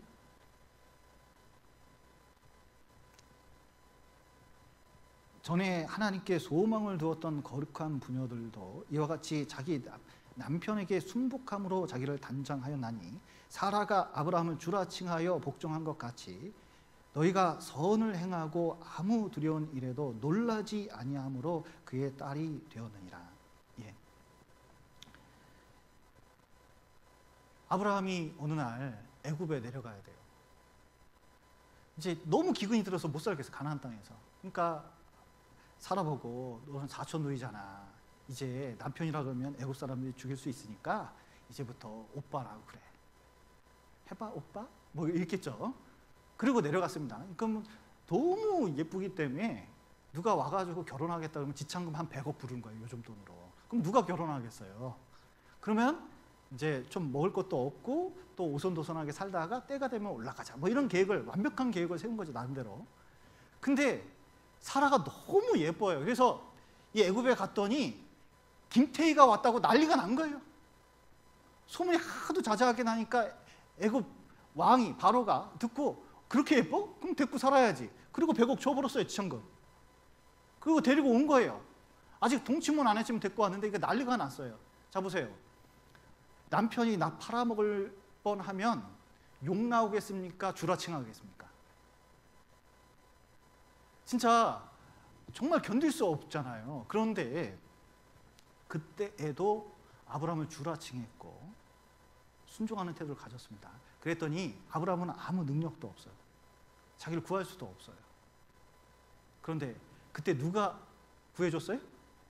하나님이 역사에서 구해준 거거든요. 소망을 남편에게 기대를 건 거 아닙니다. 우리는 잘못하면 남편을 잘해주고 내가 이렇게 했으니까 남편이 이렇게 되겠지 이렇게 기대를 거는데 그런 기대가 허망하게 끝날 때도 많이 있거든요. 그런데 소망을 다시 한번 읽어보겠습니다. 여기 전에 어디다 소망을 두었던? 하나님께 소망을 두었던 거룩한 부녀들도 이렇게 했다는 겁니다. 그래서 우리는 늘 하나님께 소망을 두고 남편을 존경하는 태도를 가져야 됩니다. 남편을 무시하기 시작하잖아요. 이제 개그 콘서트인가 봤더니 옛날에 이런 프로가 있었습니다. 한 여자가 나오더니 연애하는 남자 개그맨에게 이렇게 탁 오자마자 내가 뭐가 달라졌게 뭐 이런 그러니까 아무리 봐도 달라진 게 없는데 달라진 걸 찾아내니까 그것 때문에 고민하면서 뭐냐면 남자를 핍박하는 것을 유머라고 한 경우가 있었는데 이해가 잘 안 갔어요. 저는 웃기지는 않더라고요. 근데 실제로 그런 일이 많이 있거든요. 근데 그렇게 하지 말라는 거예요. 존중하고 존경하면 정말 하나님께서 그 안에 역사하고 그리고 또 존중하는 그 태도 때문에 반드시 남편이 구원받을 것을 말씀하십니다. 여기 베드로전서 3장 1절 보시면 아내된 자들아 이와 같이 자기 남편에게 순복하라. 이는 혹 도를 순종치 않는 자라도 말로 말미암지 않고 그 안에 행위로 말미암아 구원을 얻게 하려 함이니 너희의 두려하며 정결한 행위를 봄이라. 예. 정말 그 마음이 변하는 것은 말 때문에 그런 게 아니라 그 행동 때문에 이 구원이 얼마나 소중한지 깨닫게 되면서 정말 변하게 될 것을 성경은 약속하고 계시다는 겁니다. 또 남편들은 아내를 존귀히 여겨야 되거든요. 베드로전서 3장 7절 보시겠습니다. 남편된 자들아 이와 같이 지식을 따라 너희 아내와 동거하고 저는 더 연약한 그릇이요 또 생명의 은혜를 유업으로 함께 받을 자로 알아. 어떻게 여기라? 귀히 여기라. 이는 너희 기도가 막히지 아니하게 하려 함이라. 예. 아내들은 결혼하면 남편의 사랑을 갈구하게 돼 있습니다. 하나님이 그렇게 만드셨거든요. 근데 놀라운 것은 남편들은 아내를 연애할 때는 축구공 쫓아다니다가 결혼하면 축구 경기 끝난 것처럼 행동합니다. 그러니까 이제 이게 되게 딴 데 자꾸 돌아다니는 그런 경우가 많이 생기거든요. 그래서 참 이게 그런데 사실은 결혼하고 아내를 더 귀하게 생각할 필요가 있어요. 어떤 아내가 그랬대죠. 남편의 사랑을 정말 받아보려고 사랑해라는 단어를 그렇게 우리나라 사람이 못하니까 한번 들어보려고 고민을 했는데 목사님이 유머를 하더래요. 세상에서 가장 차가운 바다는 썰렁해입니다. 이 세상에서 가장 따뜻한 바다는 사랑해입니다. 뭐 이런 이제 말씀을 하시고 이야기를 했는데 어떤 분이 이제 감동을 받아서 남편에게 이 얘기를 해봐야지. 사랑해. 그래. 요거 들어보자. 그리고 이제 갔답니다. 그래서 여봉 이 세상에서 가장 차가운 바다는 썰렁해요. 자, 그러면 이 세상에서 가장 따뜻한 바다는 뭘까요? 이렇게 이제 물어봤대요. 그랬더니 남편이 유심히 이렇게 보더니 열바다 그랬답니다. 근데 예, 사실은 그런 태도가 안 좋죠. 사실은 아내는 귀합니다. 여자가 늙으면 필요한 5가지가 있답니다. 돈, 딸, 건강, 친구, 찜질방. 5가지가 필요하다고 합니다. 예, 남자가 늙으면 필요한 거 5가지가 있답니다. 부인, 아내, 마누라, 와이프, 애들 엄마. 그러니까 아내가 얼마나 시간이 갈수록 필요한지 몰라요. 애 엄마 없으면 못한다고 하는 분도 많이 계시잖아요. 근데 신앙적으로는 더 그래요. 아내는 진짜 이 가정 안에서 가정 구성원의 신앙을 진짜 생각해요. 목회자입니다. 가정의 목회자예요. 그리고 가정 안에 살림살이를 도맡아 하는 경영자라고 할 수가 있거든요. 또 아내는 남편을 보좌해주는 전속부관인데다가 영양사거든요. 진짜 영양을 생각하는 건 남자보다 여자가 더 잘합니다. 그리고 살림꾼이에요. 그리고 아플 때 간호해주는 간호사이고 또 아이를 낳아서 길러주는 유모일 뿐만 아니라 남편을 위해서 외교력을 발휘하는 외교관이고 그리고 나의 사랑을 나눌 애인이거든요. 그러니까 이보다 중요한 존재가 없어요. 나중에 아내를 잃고 나서 고통받는 분이 얼마나 많은지 모릅니다. 그렇기 때문에 남편들은 아내를 사랑하라고 돼 있는데 주께서 교회를 사랑한 것 같이 사랑하는 거예요. 뭐냐면 십자가에 죽는 것을 통해서 사랑한 것처럼 어떻게 하느냐? 아내가 있는데 아내가 예뻐서 말 잘 들어서 뭐 등등 뭐 뭘 잘해서 사랑하는 게 아니라 그리스도가 교회를 죽은 건 아가페의 사랑이잖아요. 일단 신앙적으로 결심해야 돼요. 내가 아내를 진짜 사랑하는 쪽으로 결심하겠다. 이게 꼭 필요하다는 겁니다. 그래서 그 사랑하는 그 모습이 어떻게 나타나느냐? 연약하기 때문에 이상하게 남자보다는 여자가 연약할 뿐만 아니라 심리적으로도 잘 깨지는 경우가 많이 있습니다. 그렇기 때문에 조심해서 다뤄야 되고 그리고 존중해서 다룰 필요가 있다는 거예요. 그리고 지식을 따라니까 뭔가 아내에 대해서 알 필요가 있습니다. 어떤 부부가 이혼을 하는데 남자는 된장찌개를 좋아하고 김치찌개는 싫어요. 근데 아내는 김치찌개를 좋아하고 된장찌개를 싫어요. 근데 이혼하는 자리에서 정말 아내를 위해서 마지막에 이혼하더라도 내가 맛있는 거 사주고 이제 진짜 헤어져야겠다. 그래서 호텔 가서 이 아내를 위해서 최고급 된장찌개를 꺼냈대요. 그랬더니 아내가 기뻐했을까요? 승질 온갖 성질을 다 부렸을까요? 온갖 성질을 다 부리더라고요. 그렇게 김치찌개 좋아한다고 얘기해도 그거 하나 기억 못하냐고. 그런데 우리가 신앙생활을 하면서는 서로 상대방의 욕구가 무엇인지 좀 알 필요가 있습니다. 특별히 오늘 시간을 줄였는데도 이렇게 시간이 잘 가네요. 여기 존중하는 게 무엇인지 비디오를 보면서 한 20분 정도 될 텐데요. 제가 좀 설명을 드리면서 보겠습니다.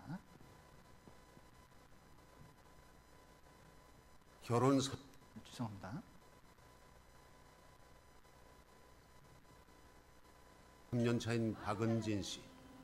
오랜 연애 끝에 행복한 결혼을 하고 아이까지 낳았지만 지금 남편과 심각한 위기에 놓여 있다고 합니다. 자, 이혼을 하려고 그러는데 왜 이혼하는지 보세요. 것 같아요. 근데 그거는 제가 기대치를 못 미치고 그러다 보니까 거기에 대해서 불만이 많이 쌓였던 것 같아요. 소리가 들리세요? 네. 그래서 항상 그것 때문에 뭐 저를 뭐 나쁜 년이라 그러고 너 나쁜 며느리라 그러고. 법무사 사무실의 사무장인 남편 안승철 씨. 포근하고 편안한 가정을 꿈꿨지만 지금의 상황은 그렇지 못합니다. 카메라에 적응이 잘 되잖아. 제가 와이프한테 너무 목에 겨워서 그런다. 와이프한테 그런 소리 돼요. 정신가치를 한번 받아봐라. 그러니까 와이프가 생각하는 거는 굉장히 힘들 수 있지만 제가 생각할 때는 그거죠. 너무 오버해서 이렇게 힘들어한다는 거죠. 그래서 진짜로 정신과 치료를 받아보라는 거죠. 11시인가 왔어. 밤에는 형이 운영하는 카페까지 관리하고 있는 안승철 씨. 그러다 보니 귀가 시간이 늦어지고 싸움도 잦아졌습니다. 열심히 사는 더 큰 문제는 사람입니다. 이제 싸움마저 뜸해졌다는 사실입니다. 부부의 양해를 얻어 집에 CCTV를 설치하고 생활을 관찰했습니다. 아내의 말에 남편은 대꾸조차 하지 않습니다. 잘 때가 되자 말 한마디 없이 남편은 곧장 안방으로 들어가 버립니다. 아내의 잠자리는 거실. 아이들 때문이라지만 이렇게 각방을 쓴 지 오래. 다음 날 자, 이거 보십시오. 이게 진짜 문제인데 여기서부터 문제가 있습니다. 자, 보세요. 성경은 각방 쓰라고 그랬습니까? 같이 있으라고 했습니까? 자, 부부가 사이가 안 좋습니다. 그러면은 집 나가야 됩니까? 집에 꼭 붙어 있어야 됩니까? 제발 어디 가지 마세요. 진짜로 내가 진짜 이거 할 말이 많아요, 이거. 어디 가지 마세요, 제발. 그리고 웬만하면 좀 더럽고 치사하고 안 입고 없더라도 같이 자세요. 제발 부탁이에요. 특별히 애 있으면 더 그래요. 애 있으면. 애가 핑계가 되는 경우가 있거든요. 그런 핑계 대지 마세요. 진짜 하나님 말씀을 존중히 여기고 가정을 살리려면 그런 생각을 하면 안 됩니다. 어떻게 해서든 지키는 쪽으로 해야 돼요. 그러니까 여기서부터 문제가 생긴 거예요. 출근 시간. 따뜻한 인사는 찾아볼 수 없습니다. 내가 그만큼 참고 살아가지고 지금 여기까지. 자, 보세요. 이 둘이 대화하는 걸 보고 뭐가 문제인지 한번 보세요. 어? 근데 나는 안 참고 나는 노력 안 하고 내가 봤을 때는 똑같아. 결혼할 때 전이나 자기는 더 심해졌어. 더 지랄 같아. 말 안 하는 게 나는 속편해. 자기는 속편할지 몰라도 나는 아니라고. 상대방은 아니라고. 진짜 돌겠어. 내가 그 두 달 동안 너 놀라고 한 거야. 나 진짜 두 달 동안 어땠는지 알아? 그러니까 너 놀라고 한 거라니까. 네가 고통을 느껴봐야지 상대방이 힘든 거라지. 그게 말이 왜 돼? 그 정도로 말을 안 했으면 너도 느껴야 될 거 아니야. 가트맨 박사의 연구에 의하면 놀랍 자, 보세요. 이 가정 상담을 이렇게 하잖아요. 그러면 외도, 그다음에 경제적인 문제, 여러 가지 문제를 얘기하거든요. 근데 실제로 이것만 수십 년 동안, 39년 동안 연구한 사람이 있습니다. 그런데 실제 그게 진짜 문제가 돼서 이혼하는 거냐? 사실은 그게 다 핑계일 뿐이라는 거예요. 사실은 말투, 태도 때문에 문제라는 거죠. 한번 보시죠. 그래도 이혼은 외도나 돈 문제 그리고 고부 갈등 같은 싸움의 내용과는 무관한 것으로 나타났습니다. 오히려 싸우는 방법 때문에 이혼으로 치닫게 된다는 것이죠. 가트맨 박사가 찾아낸 4가지 위험 요인을 다 쓰는 부분은 나중에 92%가 이혼을 하게 된다는 것이죠. 요즘 올라갔으면 95%입니다. 이게 수학적 공식이 있어요.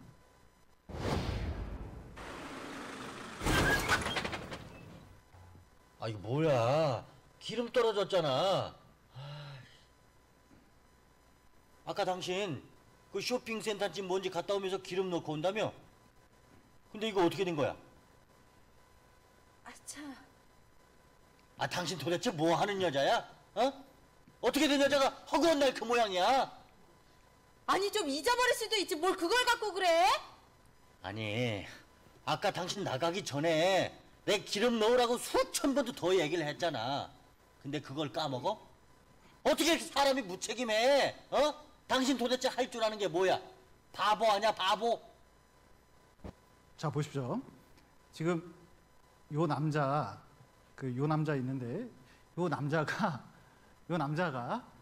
지금 분명히 기름 넣어라 그랬고 뭐 준비된지 알았는데 가다가 차가 도로에서 서버렸어요. 그러면 얼마나 화가 나겠습니까? 그래서 이제 얘기를 하는데, 자, 이 남자의 말이 그 맞는 얘기 하는가요? 틀린 얘기 하는가요? 맞는 얘기 하죠. 자기는 맞는 얘기라고 생각하는데 사실은 이게 뭐예요? 근데 그걸 까먹어? 이게 비난. 어떻게 이렇게 사람이 무책임해? 어? 당신 근데- 도대체 할 줄 아는 게 뭐야? 바보 아니야, 바보? 놀라운 것은 비난하는 사람이 자기가 비난한다고 비난하는 사람이 없어요.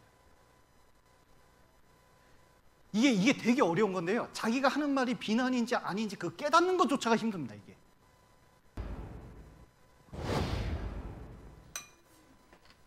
여보, 당신 오늘이 무슨 날인지 알아? 아침부터 또 긁는 소리하고 앉아있네. 뭐? 말 다 했어? 요즘 당신 나한테 관심이나 있는 거야? 남편은 식구들 먹여 살리나 바빠 죽겠는데 옆에 내는 아주 보기에 겨웠구나 겨웠어. 바쁘긴 집부리. 누가 들으면 무슨 떼돈이나 버는 줄 알겠다. 이게 아침부터 성질 건드리네. 말 다 했어? 꼴에 남자라고 자존심은 있는 모양이지? 10년 전에 내 발등 내가 찍은 날 우리 결혼한 날이다. 왜?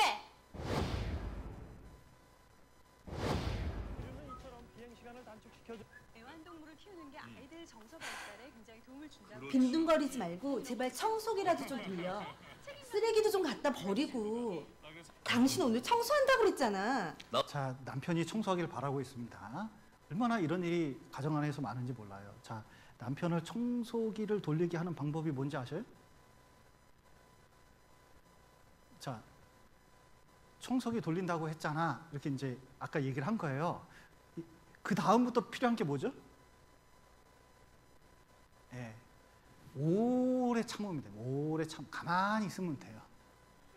예, 그러면 언젠가 TV 다 보고 생각날 때 돌려요. 그때 청소를 잘 할까요? 대충 할까요? 이분은 보통 대충 합니다. 대충 할 때 그때 아내가 어떻게 해야 돼요?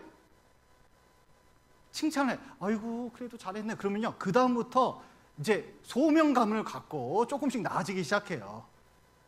이걸 알아야 됩니다. 이거 깨닫는 게 20년 걸린 분도 많이 계셔요. 제발 그렇게 해주세요. 자 보세요. 어제 야근했잖아. 내가 청소 안 한다는 것도 아니고 좀 쉬었다가 있다 한다는데. 누군 야근 안 했어? 나도 어제 야근했어. 그런데 왜 당신만 피곤해야 돼? 너도 피곤할 때는 설거지 산더미처럼 쌓아놓잖아. 제발 당신이나 잘하셔. 내가 언제 그랬어? 언제 그랬는데? 난 하늘이 무너져도 내 할 일은 그때그때 다 하는 사람이야 이거. 알았어. 알았으니까 우리 1절만 하자. 1절만 해. 사람 말이 말 같지 안 들려? 이게 무시당한다고 생각하는 게 말을 듣지 않으니까. 이게 경제에 이른 분들입니다. 내일 큰집 조카 결혼식인데 어쩔 거야? 내 말이 귀에 안 들려?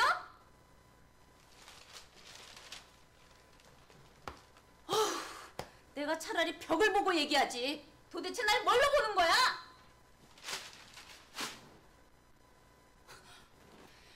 당신 사람 무시하는 거야? 나 혼자 지주되는 거야? 뭐야? 인격이 모독됐다고 생각하는 거죠. 한 남자와 여자가 만나 사랑에 빠지고 그 사랑을 키워가면서 결혼에 이릅니다. 그러나 살다 보면 부부싸움도 하게 됩니다.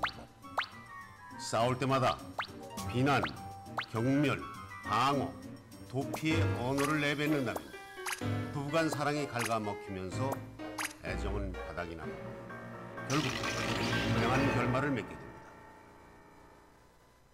요즘 이혼 사유 중에서 제일 흔한 게 바로 성격 차이입니다. 하지만 가트맨 박사는 이혼의 원인으로 성격 차이를 인정하지 않습니다. 행복해지려면 성격이 아니라 행동을 바꾸면 된다는 겁니다. 뭘 바꾸라고요? 행동이 뭐냐면 말과 자세와 태도예요. 그러니까 얼굴 표정, 그다음에 말, 이걸 제발 바꿔달라는 거예요. 이제 문제는 뭔가가 굉장히 안 맞으니까 트러블이 생기는 거고 그게 원인은 솔직히 저도 정확하게 모르겠어요. 모르니까 성격 차이라는 거죠. 그러니까 특정하게 어떤 게 무슨 일 때문에 싸우거나 그런 거는 별로 없어요. 그냥 은근히 대화하다가 상대방이 기분 나빠지는 거죠. 왜 기분이 나빠지는지 박은진, 안승철 부부도 관찰해봤습니다. 놀라운 것은 가트만 박사가 수학자거든요. 근데 이걸 39년 동안 연구한 이유가 세계 유수의 대학에 지금 교수로 있는데 동료 교수가 너무 표정이 안 좋아서 물어봤답니다. 왜 안 좋냐 그랬더니 이혼을 어제 했다는 거예요. 세계 대수학자가 이혼을 했는데 그래서 물어봤습니다. 왜 이혼했냐고 물어봤더니 자기도 모르겠대. 가정에 갈등이 생겼는데 본인은 모르는다니까. 이 상태에 있으면 진짜 모르더라고요. 근데 보셔요. 왜 문제가 생겼는지. 분명히 편지 써달라고 얘기했지. 근데 써줬. 편지 생일날 써주기로 했는데 편지 써주기로 했습니다. 근데 분명히 써달라고 했지. 자, 이건 옳은 말입니까? 비난입니까? 자, 아내 입장에서 이게 비난입니까? 옳은 말입니까? 이게 구분이 잘 안 돼서 문제예요. 이게 비난을 하려고 한 말이거든요. 근데 써줬어? 이렇게 이제 나가는 거죠. 한번 보시죠. 야, 나 만들어줄게. 내가 만들어줄게. 그거 말해봐 빨리. 써줬어? 안 써줬지? 그럼 내가 이걸 다 아니 뭐 카운트합니다. 해달라고 얘기하라며. 그래서 얘기했더니 왜 안 해주는데? 결혼기념일 남들은 다 편지 쓰냐? 아 누가 편지 써달래? 결혼기념일에? 자기는 아무 계획도 없잖아. 무슨 계획이야. 그날 돼서 뭐 밥을 먹든지 뭐 어딜 가든지 가면 내가 안 가? 아니 안 가냐고. 여태까지 그런 적이 없잖아. 아니 왜 우냐?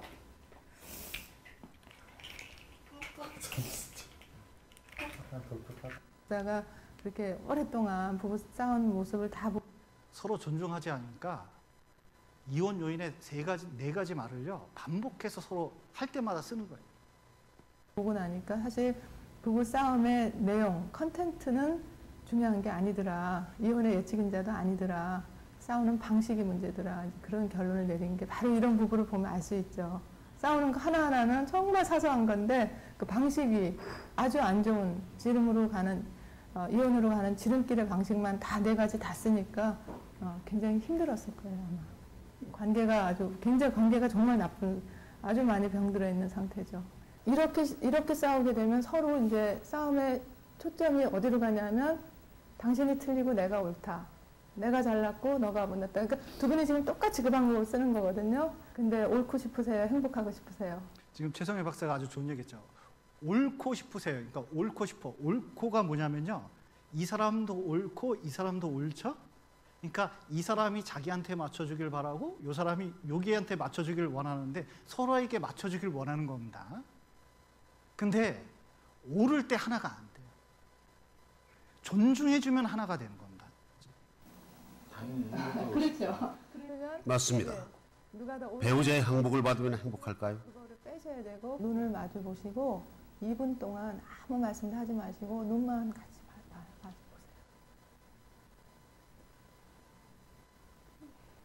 네, 힘들죠? 네. 예.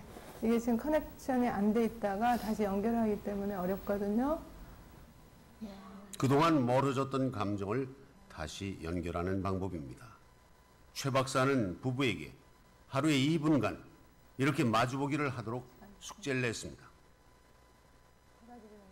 다음은 대화의 습관 바꾸기입니다. 내가 부인이 먼저 남편한테 얘기해 보세요. 내가 당신한테 가장 바라는 거는? 내가 당신한테 가장 바라는 것은 나를 존중해 줬으면 좋겠어. 나를 믿고 얘기해줘서 고마워. 마음속에 잘 새겨줄게. 여러분 이게 부부 상담할 때 이걸 시키거든요. 이거 연습시킵니다. 근데 놀라운 것은 이게 국어책 읽듯이 하잖아요. 생각보다 효과가 있습니다. 왜냐하면 우리나라 사람이 이걸 말을 잘 안 해요. 교과서 같은 말을 잘 안 해요. 사실은 말 몇 마디로 모든 것을 바꿀 수 있는데 그걸 안 합니다.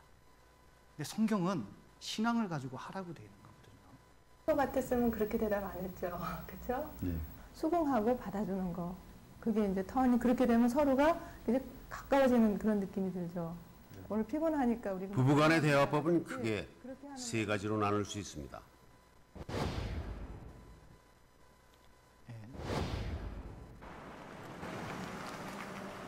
먼저 잘못된 것입니다. 설날 지난 지가 한 달도 안 됐는데 또 가서 제사음식 할 생각하니까 가슴이 답답하네.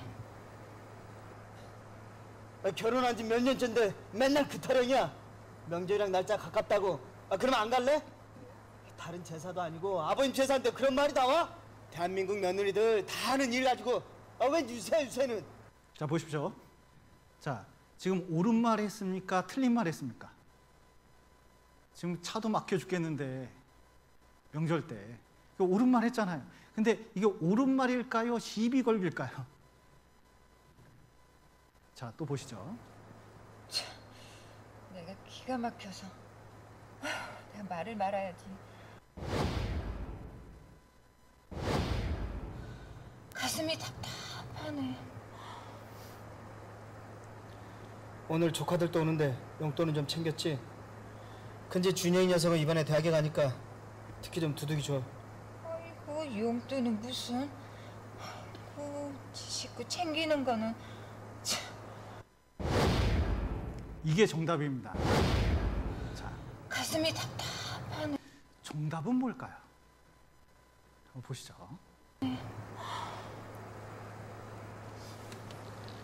우리 집 제사가 좀 많긴 많지. 하지만 어쩌겠어. 더군다나 아버님 제사인데. 내가 조심조심 천천히 해서 운전해서 갈 테니까 당신은 눈 좀 붙여.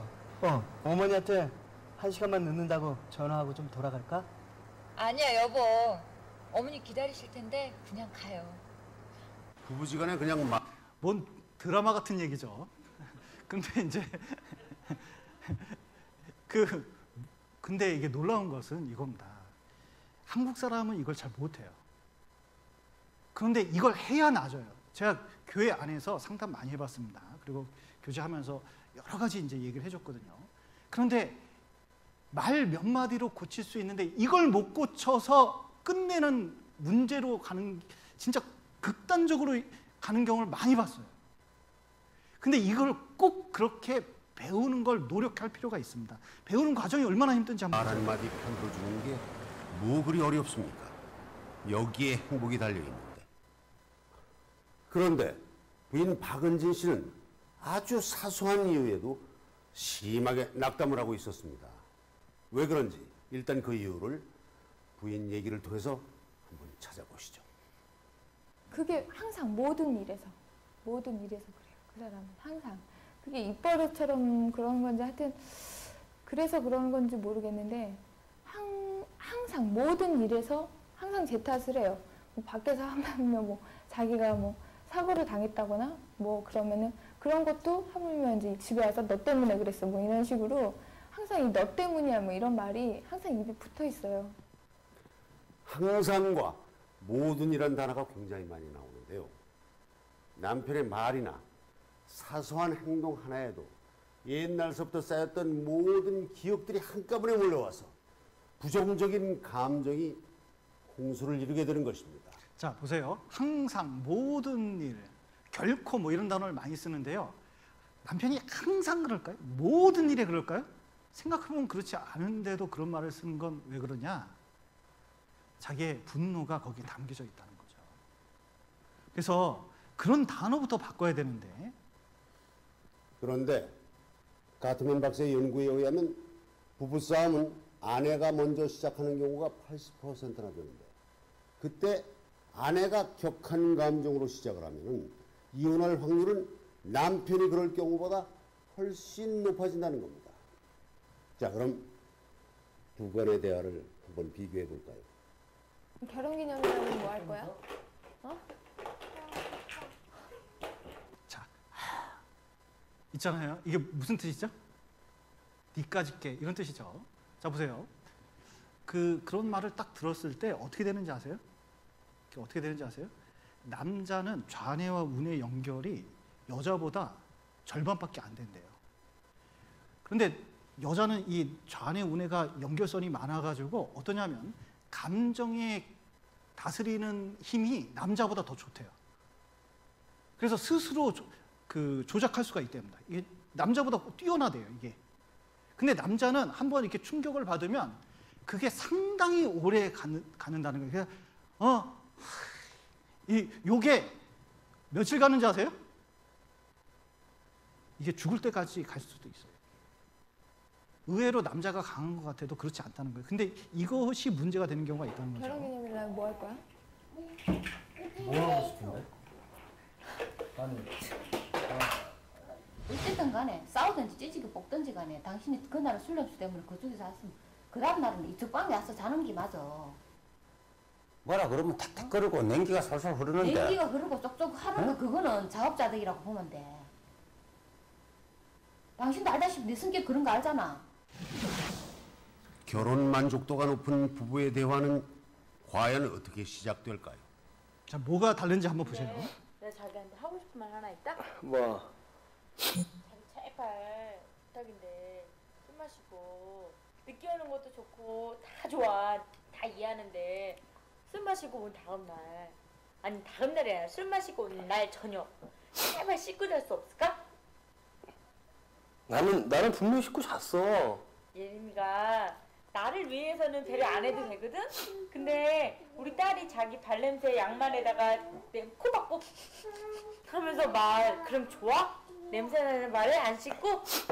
알았어. 오늘은 무슨... 자 보세요. 지금 다른 게 두 가지가 있습니다.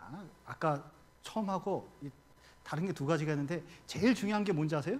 요겁니다. 다른 게 아니라 요거예요. 요거.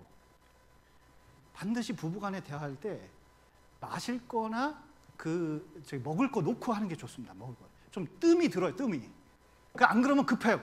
급하니까 격한 감정이 나오는 거예요. 오늘 케이크 해주기로 했어 안 했어? 이렇게 되는 거죠. 그러니까 그러면 남자가 벌써 패닉 상태에 이르러가지고 뭐 할 말이 없어요. 그러니까 이제 먼저는 뭔가 이렇게 얘기하고 싶은 게 있으면 이게 먹을 게 있는 게 좋아요.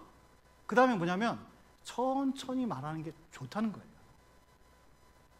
그러면서 대화를 이끌어가는 게 중요합니다. 조금만 먹고 올 테니까는. 자, 이 박은지 시댁은 출근 분위기부터 달라졌습니다. 말을 바꾸면서 온 이렇게 가족이 달라졌어요. 나와 아빠를 배웅하는 모습은 여느 화목한 가정의 모습과 다르지 않습니다. 이혼하려고 했던 부부입니다. 틀려진 거는 이제 마음속으로 생각을 한다는 거죠. 이거에서 대화할 때나 그러니까 그럴 때 박사님이 이런 얘기를 했는데 내가 이렇게 하면 안 되겠구나라는 생각은 조금씩 하죠. 이게 중요해요. 이거 테이프 몇 번 돌려봐야 됩니다. 그러니까 이런 말을 하지 말아야지. 이거 아까 그 네 가지 있죠. 비난, 경멸, 방어, 반격, 그다음에 담쌓기. 이거 네 가지가 뭔지 외워야 돼요. 다음번에 시험 문제 낼 테니까 꼭 외워두세요. 네. 이런 걸 안 하겠다고 결심하는 거예요. 그게 좀 그죠. 계속 그렇게 하면서 자꾸 생각하면서 그걸 지키려고 해야지. 아내 박은진 씨의 손목에는 노란 고무줄이 끼워져 있었는데 말투와 행동을 고치기 위한 처방이었습니다. 고무줄이요? 그러니까 선생님이 말씀하신 대로 이제 제가 자주 쓰는 말 항상, 결코, 절대 이런 말을 할 때마다 튕기라고 하셔가지고 이제 그럴 때마다 튕겨요. 아니면은 그 외에도 제가 좀 이건 아니다 싶을 때도 이렇게 튕기고. 예, 한번 튀겨보세요. 어떻게 튀기는데요? 이렇게. 그렇게 실컷 끝까지 네. 고무줄 잡아당긴단 말이죠? 네. 아프겠네요, 그거. 네. 좀 따끔해요. 해요. 이렇게 해서 이 부부가 사이가 좋아졌대요. 여러분 고무줄 몇 개 끼실래요? 자, 이게 진짜 바꾸려는 의지와 노력, 그게 신앙이라고 할 수가 있습니다. 진짜 주님 안에서 존경하는 태도를 내가 늘 가지면서 살아야겠다. 그러면요, 가정뿐만 아니라 교회도 내 삶이 주님의 역사하고 정말 풍성한 삶을 누릴 거라고 확신합니다. 또 부모와 자식 간에도 이 태도가 필요한데 나중에 시간 될 때 꼭 말씀을 드리도록 하겠습니다. 또 광고할 것은 해외 선교, 코로나19 때문에 우리나라도 쉽지 않지만 외국도 많이 고통받는 교회들이 있습니다. 그를 위해서 우리가 헌금을 하기로 했습니다. 그래서 그 교회에서는 이제 한 개인당 300명이면 2만 원씩 정도 해가지고 좀 후원 헌금을 외국에 너무 고통받는 분들이 많이 계시기 때문에 좀 도와주고자 합니다. 그래서 전국 교회가 함께 하기로 했거든요. 그래서 다음 주까지 모아서 보내려고 하기 때문에 좀 참고해서 이렇게 참여해 주시면 감사하겠습니다. 같이 기도하시겠습니다. 사랑과 은혜가 풍성하신 하나님 아버지, 죄 가운데 있던 우리를 주님의 피로 구원하시고 또 귀하게 생각하셔서 또 우리 안에 역사해 주시고 또 주님의 뜻을 이룰 수 있도록 도와주신 감사드립니다. 우리가 복음 안에서 주님 안에서 자아 존중감을 회복하고 서로를 존중하며 가정을 세우고 또 교회를 세울 수 있도록 도와주시옵소서. 우리가 더욱 하나님을 생각함으로 공경하고 존중하는 태도로 인생을 살아갈 수 있도록 도와주시옵소서. 오늘 귀한 교제 허락하신 감사드리며 예수님 이름으로 기도드렸습니다. 아멘.